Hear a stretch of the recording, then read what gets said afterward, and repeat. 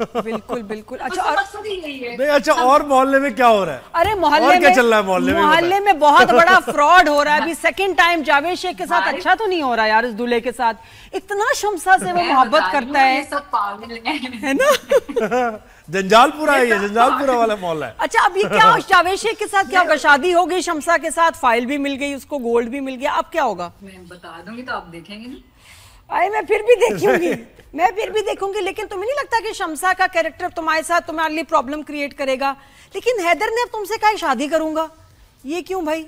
वो क्यों शादी करना चाह रहे हैं? तो बिल्कुल जैसा लग रहा है जाती तौर पे मेरी यही मैं भी ये सोच रहा था कि ऐसे सवालात हो रहे हैं कि जैसे इंटेरोगेशन हो रही है कि ये क्या हुआ था। नहीं देखो, ये प्यार करती है हैदर से, हैदर नहीं मेरा ख्याल इतना करता। अब वो कह रहा है डेट ले लें, अब वो एकदम तुम्हारी तरफ कैसे उसका इंटरेस्ट डेवलप हुआ है? बताओ भाई, ये बताओ। ये तो बता दो ना, हैदर तुमसे क्यों शादी करना चाह रहा है भाई?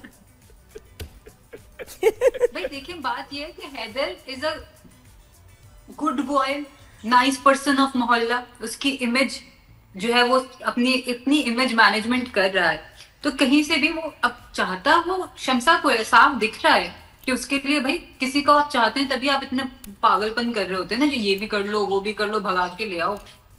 अब जब चाह रहा है लेकिन उसको ओन नहीं करना चाह रहे हैं। वो हैदर का मैं बताता हूँ क्या मसला है। हैदर तीनों चारों को हाथ में रखना चाह रहा है। नहीं, Haider is a good boy, इतना बुरा नहीं है, हैं? अब मेरे मुंह से कुछ निकलेगा, इतना गुड बॉय है कि भाई आप लड़कियों को फंसा रहे हो, 3-4 को साथ। हैदर यही चाह रहा है, मैं बता रहा हूँ ना। हाँ, तो अच्छा वहाँ कैसा एक्सपीरियंस था तुम्हारा इस ड्रामे का? बताओ, इतने सारे कितने कास्ट मेंबर्स हैं और वो पूरा सेट लगा हुआ, कैसे शूटिंग एक्सपीरियंस था? बहुत एक्टर्स हैं इसमें। मेरा it was lovely, I had the best time. मुझे बहुत अच्छा लगा क्योंकि मुझे मेरा ये होता है कि ठीक है, हमारी इंडस्ट्री इतनी ज्यादा भी अभी तक मुझसे कम नहीं हुई है। बहुत सारे फ्लॉज होते हैं, बहुत सारी जो है कमियां होती हैं, लिमिटेशंस होती हैं, वो सारे होते हैं। लेकिन जब आपके पास लोग अच्छे हो जाए ना, तो ऑटोमेटिकली आपका पूरा एक्सपीरियंस, एटलीस्ट मेरे लिए, चेंज हो जाता है।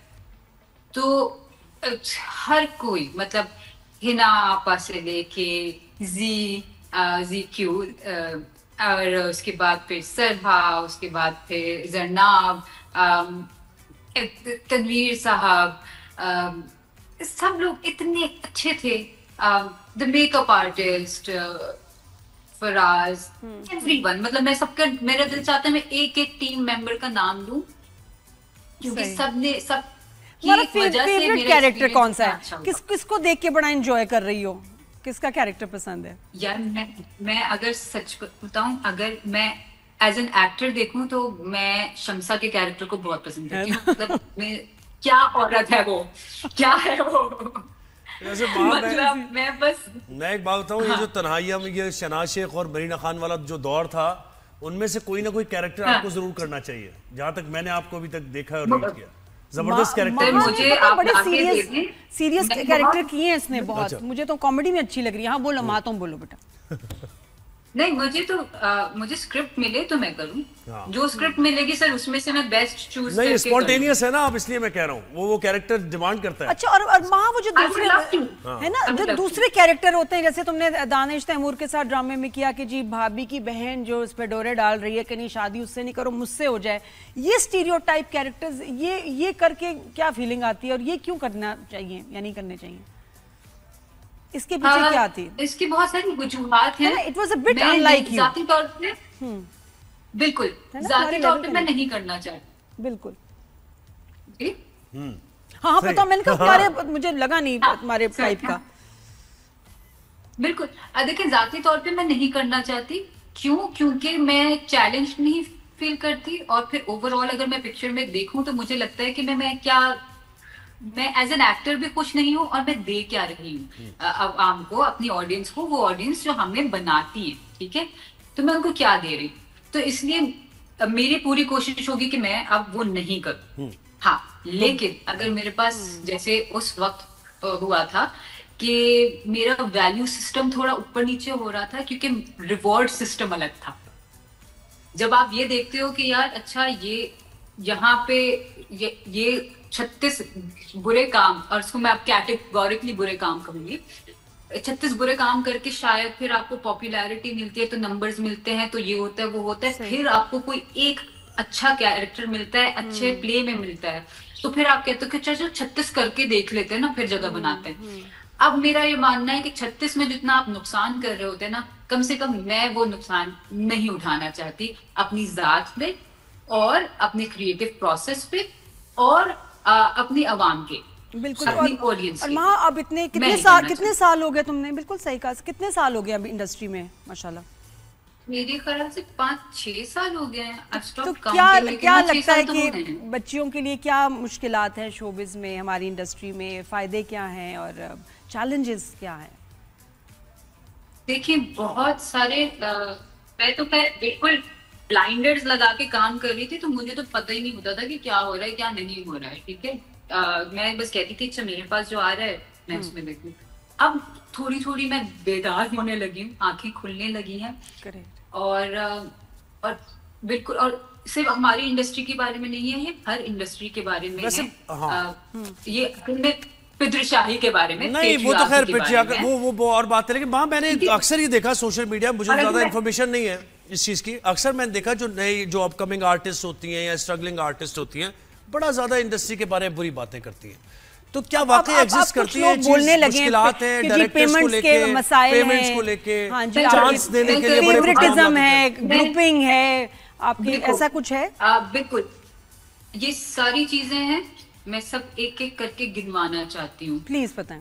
एक्सप्लॉइटेशन है, बिल्कुल है, सेक्सुअल एक्सप्लॉइटेशन है, क्रिएटिव एक्सप्लॉइटेशन है, ठीक है, फेवरेटिज्म है, ग्रुपिज्म है, ठीक है, आपको मिसोजिनी है, और मर्दों को बहुत सारे फेवर्स मिल जाते हैं, औरतों को वो फेवर्स नहीं मिलते हैं। मर्दों को कन्वीनियंसेस बहुत ज्यादा मिल जाती हैं, औरतों को वो नहीं मिलती है। उसूल मर्दों के लिए अलग हैं, औरतों के लिए अलग हैं। उसके बाद फिर ये बहुत सारे, और मैं अब कैटेगोरिकली कहूंगी कि people in the position of power, producers in the position of power, वो एक्सप्लॉइट करते हैं, मर्दों को भी करते हैं, औरतों को भी करते हैं, अलग अलग तरह से करते हैं, और कभी कभार एक तरह से करते हैं। बड़ा ये तो आपने बिटर रियलिटी बड़ी खुल के बता दी, बड़ी खुल के। बिल्कुल मैं खुल के बता रही हूँ, ठीक है।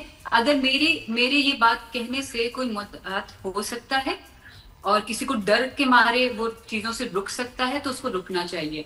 कॉस्ट पे क्या है, बार्टर क्या है, मुझे काम नहीं मिलेगा। और इससे देखिए टैलेंट भी सफर करता है ना, देखिए इससे टैलेंट भी आगे नहीं आगे आता, नहीं तो, क्योंकि जब आप डिमांड्स पूरी नहीं कर सकते तो आपको कैसे। लेकिन मुझे ये समझ नहीं आता वहाँ जब ऐसा है तो बच्चियां क्यों नहीं स्टैंड लेती हैं, उन लोगों को आइडेंटिफाई करती कि जी मेरे साथ इसने ऐसे किया, ताकि तब सही डरे। हम एक ना वेगली लोगों के बारे में बोल देती है, नाम लेके या उन पे उनकी शिकायत करके कम से कम कुछ एक्शन की वजह से चेंज तो आएगा। नदीर, मैं बिल्कुल इस पे बात करती हूँ, क्योंकि एक तो गलत बात यह है कि ये जिम्मेदारी भी बच्चियों पर है। मतलब वो बच्चियां जिनको घरों से निकलने की इजाजत नहीं मिलती है, घरों में इतना तासुब है, घरों में इतनी जो है वो उनको इस्तेसाल है, इतनी एक्सप्लॉइटेशन है, वो घरों से बाहर निकलती हैं। कभी कभार वो अपने घर वालों को पालने के लिए निकलती हैं, उसके बाद वो आती हैं काम करने। और ना सिर्फ इस इंडस्ट्री की बात नहीं कर रही हूँ, हर इंडस्ट्री में ये है, ठीक है। बैंक्स ले लें, हॉस्पिटल्स ले लें, हर जगह पे ये है। मैं अल्हम्दुलिल्लाह I am connected with people of very varied background, और सबके ये मसाइल कैसे हैं। तो कॉमनैलिटी यहाँ पर क्या है, ठीक है। अब आप जाते हो और आपको बिल्कुल कोरे हो, ठीक है, आपके पास वो एक्सपोजर नहीं है, ठीक है, ये प्रिविलेज है। अगर मैं इस तरह से बात करूं, ये प्रिविलेज है जो मेरे अम्मा अब्बा ने मुझे दी है, लेकिन हर किसी के पास ये प्रिविलेज नहीं होता। हर किसी का प्रिविलेज अलग तरह का लगता है। तो अगर उनके पास इतनी मजबूरियां हैं और ये सब चीजें करके हर जमाने से लड़ के जंजीरें तोड़ कर वो आती हैं अपना नाम बनाने के लिए, मशहूर होने के लिए, पैसों के लिए, तो वो होता इसलिए ताकि वो अपनी जात को मुस्तहकम कर सके। अगर उसका रास्ता ये है जिस रास्ते में हर कोई खड़ा हुआ है कि आओ, मैंने देख लिया, मैंने जांच लिया कि इसको जरूरत है इस काम की, इसके बगैर इसका गुजारा नहीं है, तो आओ मैं इसको एक्सप्लॉइट तो वो एक्सप्लॉइट कर लो। ये बिल्कुल जिम्मेदारी नहीं माँ, बड़ा मैं तो हम तो काफी इम्प्रेस हुए आपकी बातें सुन के। एक तो ये लग रहा था कि एक्टर्स, मुझे लगता है कि बहुत से एक्टर्स उनकी ऑब्जर्वेशन माशरे पर ओपिनियनेटेड नहीं होते हैं, उनकी कोई इससे नहीं होती, लेकिन काफी मेरा परसेप्शन आपसे बात करके तब्दील हुआ है कि हर मामले पर आपकी नजर है। बहुत शुक्रिया। Thank you so much. वहाँ सॉरी तुम्हें पहले लाइट गुफ्तगू ही भर दिया, हालांकि मेरा था कि इसको जरा हंसते हंसाते बात हो। बहुत ही प्यारी हमारी एक्टर है, बड़ी टैलेंटेड और बहुत समझदार।